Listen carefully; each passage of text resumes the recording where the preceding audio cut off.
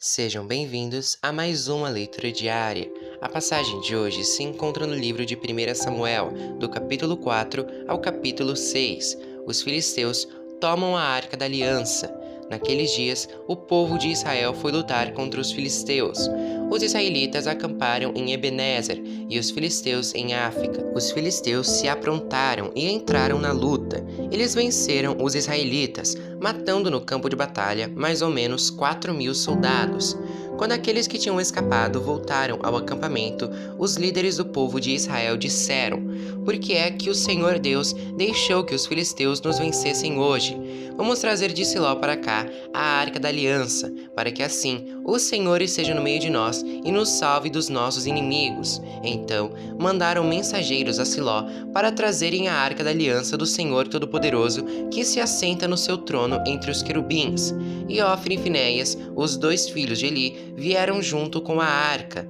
Quando a arca chegou, os israelitas gritaram tão alto que a terra tremeu. Os filisteus ouviram os gritos e disseram: "Escutem esses gritos no acampamento dos hebreus. O que será que aconteceu?" Quando souberam que a Arca da Aliança do Senhor havia chegado ao acampamento hebreu, os filisteus ficaram com medo e disseram: "Um Deus chegou ao acampamento dos israelitas. Ai de nós! Nunca aconteceu uma coisa assim. Ai de nós! Quem poderá nos salvar destes poderosos deuses? São os deuses que atacaram os egípcios com todo tipo de pragas no deserto. Sejam corajosos, filisteus. Lutem como homens ou seremos escravos dos hebreus, como eles já foram nossos escravos. Lutem como homens." Assim, os filisteus lutaram. Os israelitas foram vencidos e fugiram correndo para suas casas. E houve uma grande matança. 30.000 israelitas foram mortos. Então, os filisteus tomaram a Arca de Deus, e Ofni e Finéias, os filhos de Eli, foram mortos. A morte de Eli. Um homem da tribo de Benjamim correu desde o campo de batalha até Siló e chegou lá no mesmo dia. Para mostrar a sua tristeza, ele havia rasgado as suas roupas e posto terra na cabeça. Eli estava sentado numa cadeira perto da estrada, esperando. Ele estava muito preocupado com a Arca da Aliança. Quando o homem deu a notícia, toda a gente da cidade ficou apavorada e começou a chorar alto. Eli ouviu os gritos e perguntou: "Que barulho é esse?" Então, o homem correu para contar as notícias a Eli. Eli estava com 98 anos e completamente cego. O homem disse: "Eu fugi da batalha e hoje mesmo vim correndo de lá até aqui." "O que aconteceu, meu filho?" perguntou Eli. "O povo de Israel fugiu dos filisteus", respondeu o mensageiro. "Foi uma terrível derrota para nós. Além de tudo, os seus filhos Ofni e Finéias foram mortos, e os filisteus tomaram a Arca da Aliança." Quando ouviu falar na arca, Eli caiu da cadeira para trás, perto do portão da cidade. Ele estava muito velho e gordo, por isso, quando caiu, quebrou o pescoço e morreu. Eli foi o líder do povo de Israel 40 anos. A morte da mulher de Finéias. A nora de Eli, a mulher de Finéias, estava grávida e já quase na época de ter a criança.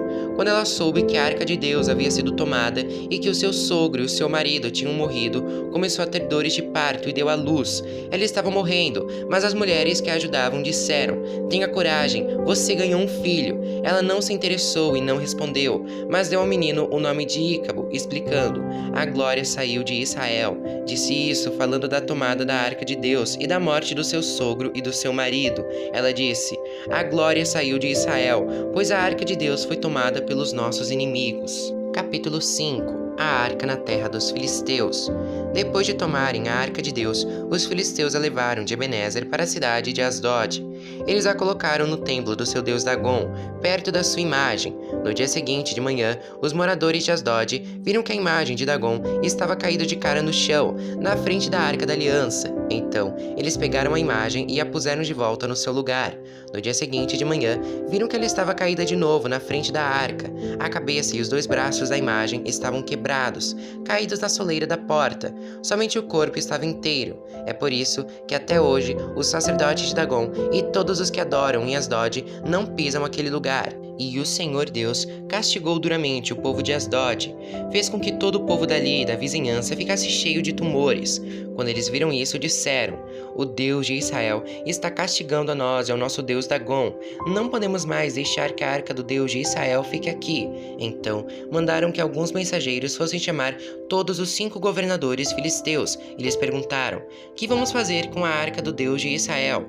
Levem para a cidade de Gate, responderam eles. Então, os filisteus a levaram para lá, mas depois que a arca chegou ali, o Senhor Deus castigou a cidade e pôs medo nos seus moradores. Apareceram tumores em todas as pessoas da cidade, tanto nas mais importantes como nas mais humildes. Então, enviaram a arca da aliança para a cidade de Ecrom. Quando a arca chegou lá, o povo começou a gritar: trouxeram a arca do Deus de Israel para cá, eles querem acabar com a gente. Então, mandaram que alguns mensageiros dissessem a todos os governadores filisteus: mandem a arca do Deus de Israel de volta ao seu lugar, para que ela não mate a nós e as nossas famílias. Houve morte e destruição em toda a cidade, por causa do castigo severo de Deus. Os que não morreram ficaram cheios de tumores, e os gritos dos moradores da cidade subiram até o céu. Capítulo 6. A volta da Arca da Aliança. Já fazia 7 meses que a Arca da Aliança estava na terra dos filisteus. Aí, eles chamaram os seus sacerdotes e os seus mágicos e perguntaram: que faremos com a Arca do Senhor? Se a mandarmos de volta, o que devemos enviar junto com ela? Eles responderam: se vocês mandarem de volta a Arca do Deus de Israel, não a enviem sem uma oferta. Mandem junto uma oferta para pagar pelo pecado de vocês. Assim, vocês serão curados e saberão por que motivo ele continuou a castigá-los. Que oferta devemos mandar? Perguntaram os filisteus. Os sacerdotes e os mágicos responderam: mandem 5 tumores feitos de ouro e 5 ratos também de ouro, de acordo com o número de governadores filisteus, pois os 5 governadores foram atingidos pela mesma praga que caiu sobre vocês. Façam imitações dos tumores e dos ratos que estão destruindo a nossa terra, e deem como presente em homenagem ao Deus de Israel. Assim, ele talvez pare de castigar vocês, os seus deuses e a sua terra. Por que razão vocês seriam tão teimosos quanto o rei do Egito e os egípcios? Não esqueçam que Deus zombou deles até que eles deixaram os israelitas saírem do Egito. Façam o seguinte: arranjem 2 vacas que ainda não puxaram carroça e amarrem as 2 a uma carroça nova. Depois, toquem os bezerros delas para o curral. Então, peguem a arca do Senhor Deus e a coloquem na carroça. Ponham também, numa caixa ao lado da arca, as imitações de ouro que vocês vão mandar ao Deus de Israel, como ofertas para pagamento pelos seus pecados. Aí, toquem as vacas para frente e deixem que elas vão para onde quiserem. E prestem atenção: se a carroça for na direção da cidade de Bet-Semes, isso quer dizer que foi o Deus dos israelitas que nos mandou este grande mal.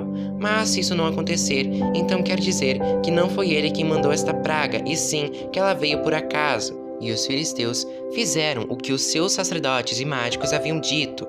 Pegaram 2 vacas e as amarraram à carroça, e prenderam os bezerros no curral.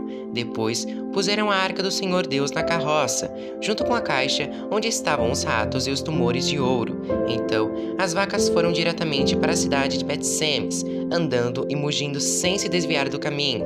E os 5 governadores filisteus as seguiram até a divisa de Bet-Semes. O povo de Bet-Semes estava colhendo trigo no vale. De repente, eles olharam e viram a Arca da Aliança e ficaram muito alegres. A carroça puxada pelas vacas chegou até a plantação de Josué de Bet-Semes e parou perto de uma grande pedra. Então, os moradores ali cortaram em pedaços a carroça de madeira, mataram as vacas e as queimaram em sacrifício a Deus o Senhor. Os levitas pegaram a arca do Senhor e a caixa com as imitações de ouro e puseram em cima da grande pedra. Naquele dia, o povo de Bet-Semes apresentou ao Senhor ofertas que foram completamente queimadas e também sacrifícios de animais. Os 5 governadores filisteus viram isso e no mesmo dia voltaram para Ecrom. Os filisteus mandaram a Deus o Senhor os 5 tumores de ouro como oferta em pagamento pelos seus pecados, um por cidade: Asdod, Gaza, Asquelon, Gate e Ecrom. Mandaram também 5 ratos de ouro, de acordo com o número das cidades governadas pelos 5 governadores filisteus, isto é, as 5 cidades protegidas por muralhas e os povoados que ficavam ao seu redor. Na plantação de Josué, que era natural de Bet-Semes, a arca de Deus foi colocada em cima de uma grande pedra, e essa pedra ainda está ali como prova do que aconteceu. 70 homens de Bet-Semes olharam para dentro da arca da aliança e por isso o Senhor os matou. E o povo chorou por causa dessa grande matança que Deus fez entre eles. A arca na cidade de Jearim. Então, os moradores de Bet-Semes disseram: Quem pode ficar diante do Senhor, esse Deus tão santo? Para onde mandaremos a sua arca, a fim de que ele fique longe de nós? Aí, enviaram mensageiros para dizerem ao povo da cidade de Jearim: Os filisteus devolveram a arca da aliança do Senhor. Desçam até aqui e levem a arca.